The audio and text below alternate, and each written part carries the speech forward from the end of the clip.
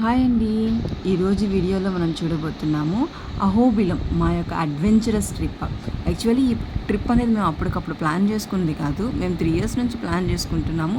But ఆ దేవుడి దయ అనేది మాకు ఇప్పుడు కుదిరిందనమాట. సో సక్సెస్ఫుల్లీ మేమైతే ఈ ట్రిప్ కంప్లీట్ చేసుకున్నాం. ఎక్కడుంది అహోబిలం అనుకుంటున్నారా? మన నంద్యాల డిస్టిక్లో ఉందండి. అహోబిలం అనేది నవ నరసింహస్వామి క్షేత్రం నల్లమల అడవుల్లో ఉందండి. ఈ అహోబిలం అనేది యాక్చువల్లీ హిరణ్యకశిపుడి యొక్క కోట అన్నమాట. ఇక్కడ మనకి నరసింహస్వామి హిరణ్యకశిపుడిని వధించడం కోసం అవతారం ఎత్తారు. ఇక్కడ మొత్తం మనకి 9 మంది నరసింహస్వాములు ఉంటారండి.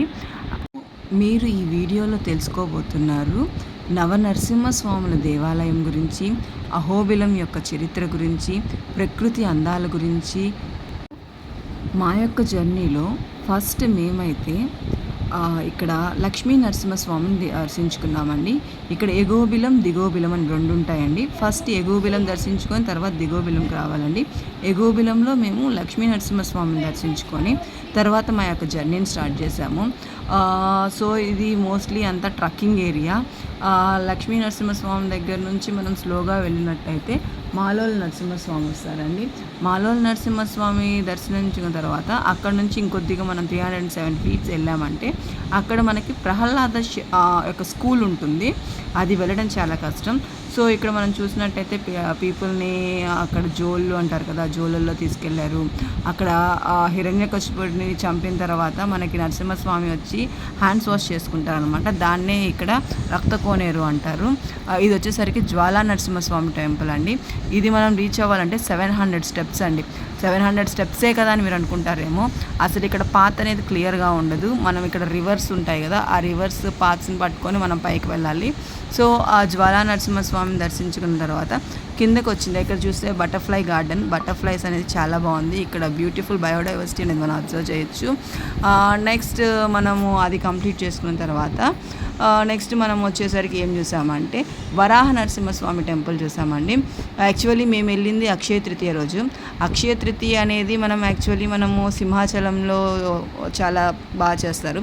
సో ఇక్కడ మనకి వరాహ నరసింహస్వామితో పాటు లక్ష్మీ నరసింహస్వామి, జ్వాలా నరసింహస్వామి దర్శనం అనేది దొరకడం చాలా అద్భుతమైన రోజు. యాక్చువల్లీ మమ్మల్ని అక్కడ క్వశ్చన్ చేశారు, మీరు తెలిసి వచ్చారా తెలియకుండా వచ్చారు. రియల్లీ మాకు తెలియకుండానే వెళ్ళాము.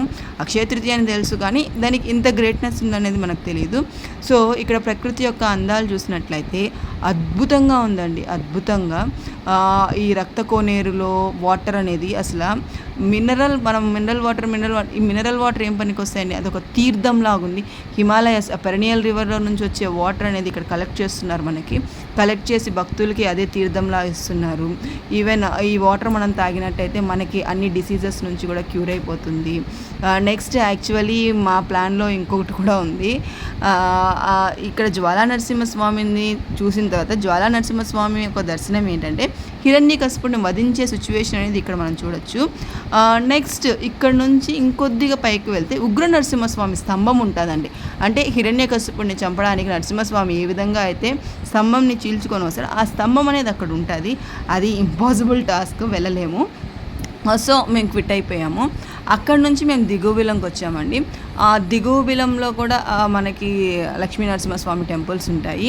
అక్కడ మెయిన్ మనం చూడవలసిందంటే పావన నరసింహస్వామి టెంపుల్ అనేది చాలా అడ్వెంచరస్గా ఉంటుంది. మేము అంత డేర్ చేయలేకపోయాము. సో మీరు ఈసారి వెళ్ళినప్పుడైతే ఖచ్చితంగా, యాక్చువల్లీ మేమైతే ఎక్స్క్లూజివ్గా పావన నరసింహస్వామి వరకన్నా వెళ్ళి చూడాలి అని ప్లాన్ చేసుకుంటున్నాము. So how far it is possible అనేది చెక్ చేసుకుంటాము.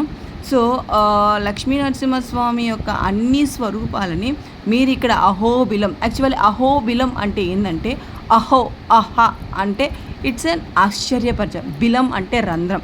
ఓకే, అద్భుతమైన